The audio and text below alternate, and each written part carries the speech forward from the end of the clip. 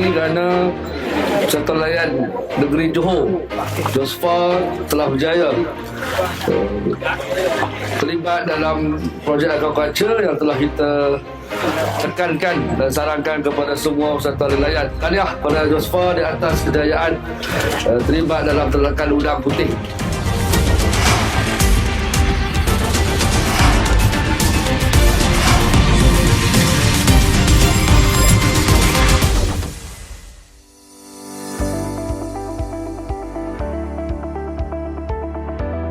Apa yang tergagaskan di bawah satu persatu PIN adalah untuk transform ataupun reform petani nelayan ini berani untuk berniaga dalam bidang perikanan ini sendiri supaya hasil tangkapan itu mereka yang mendapat keuntungan ya, dengan projek dibuat oleh Josfa, satu projek yang cukup baik dan ia akan diikuti oleh 7 lagi PNK lain di Johor.